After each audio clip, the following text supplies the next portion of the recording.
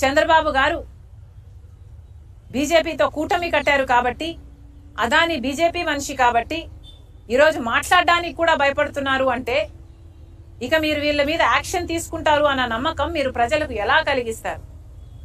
మీ మూడును చూస్తుంటే మీరు కనీసం అదాని అన్న పేరును కూడా ఉచ్చరించడానికి మీరు భయపడుతున్నారు అంటే ఇక మీరు ఈ అవినీతి మీద ఏ యాక్షన్ తీసుకుంటారు అని ప్రజలకు ఎలా నమ్మకం కలిగిస్తారు?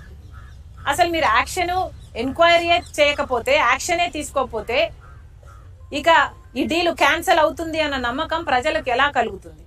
ఈ డీలు క్యాన్సల్ అవ్వకపోతే ఈ డీల్లో నష్టపోయేది ఎవరండి? ప్రజలు కదా. ఈ బిల్లులు కట్టాల్సింది ప్రజలు కదా. ఇంత అత్యధికంగా అధిక రేటుకు కరెంటు కొంటాము అని జగన్మోహన్ రెడ్డి గారి ప్రభుత్వం సంతకాలు పెట్టి అది అదాని పవర్ దగ్గర నుంచి కొంటే ఈ అధిక మొత్తం చెల్లించాల్సింది ఆంధ్ర రాష్ట్ర ప్రజలు. మరి వాటి గురించి ఏం చేస్తున్నారు? ఎవరు ఆలోచన చేస్తున్నారు? అధికారంలో ఉన్న వాళ్ళు ఎందుకు మాట్లాడటం లేదు?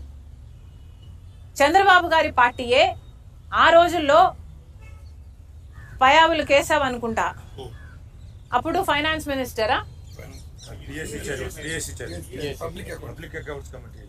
ఓకే, ఆయన గారే ఈ డీల్ జరుగుతున్నప్పుడే అవినీతి జరుగుతుంది అని చెప్పటం జరిగింది.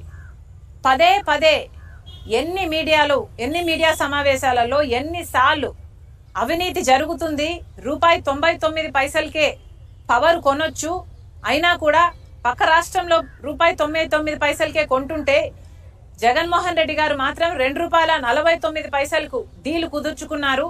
ఇది అన్యాయం. ఏ బేసిస్ మీద ఈ డీలు కుదుర్చుకున్నారు? ఎవరితో సంప్రదింపులు చేశారు?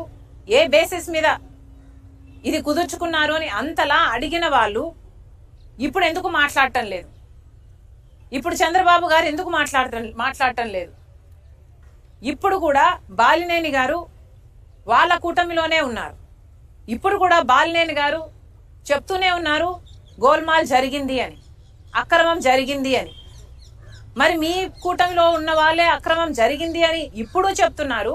అప్పుడు కూడా ప్రెస్ మీట్లు పెట్టి ఉద్యమం చేసేంత లెవెల్లో మీరు మాట్లాడారు. మరి ఏ యాక్షన్ అయినా ఎందుకు తీసుకోవటం లేదు అని అడుగుతున్నాం. ఇది అన్యాయం కాదా అని అడుగుతున్నాం. కనీసం అసెంబ్లీలో చంద్రబాబు గారు జగన్మోహన్ రెడ్డి గారు అవినీతికి పాల్పడ్డారు అని మాట్లాడారు తప్పితే అదాని పేరు కూడా ఉచ్చరించడానికి ఇష్టపడలేదు అంటే ఇక మీరు ఏం యాక్షన్ తీసుకుంటారు? మీరు ఏ యాక్షన్ తీసుకోకపోతే, ఈ డీలు క్యాన్సిల్ అవ్వకపోతే ఈ బిల్లుల భారం పడేదంతా ప్రజల మీద కదా. ప్రజలు కదా చెల్లించాల్సింది. మరి అధికారంలో మీరు ఉన్నప్పుడు మీరు ఏ యాక్షన్ ఎందుకు తీసుకోరు అని అడుగుతున్నాం. ఇది ఎక్కడి న్యాయం అని అడుగుతున్నాం. ఈరోజు చంద్రబాబు గారు బీజేపీ పార్టీతో కూటమి కట్టారు. ఇక్కడ అసెంబ్లీలోనే మీరు మాట్లాడలేదు అంటే, ఇక్కడ స్టేట్ లెవెల్లోనే మీరు ఏ యాక్షన్ తీసుకోవడం లేదు అంటే, ఇక సెంటర్ లో పార్లమెంట్ జరుగుతుంది ఒక పక్క, అక్కడేమో కాంగ్రెస్ పార్టీ అదాని అవినీతి గురించి పోరాటమే చేస్తుంది. జాయింట్ పార్లమెంటరీ కమిటీ ఎంక్వైరీ చేయాలి అని అడుగుతుంది.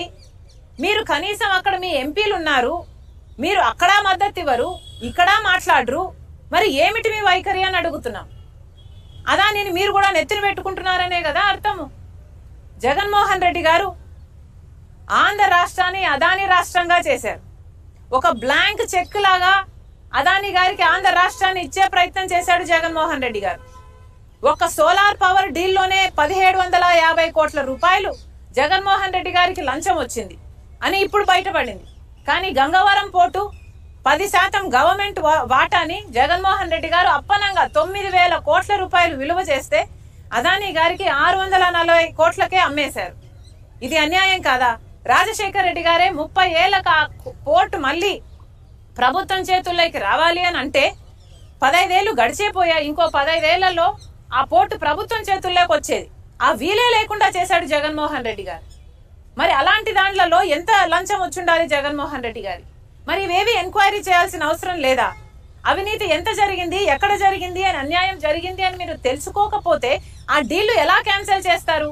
ఆ డీళ్లు క్యాన్సిల్ చేయకపోతే మరి ప్రజలకు అన్యాయం చేసిన వాళ్ళు కారా మీరు?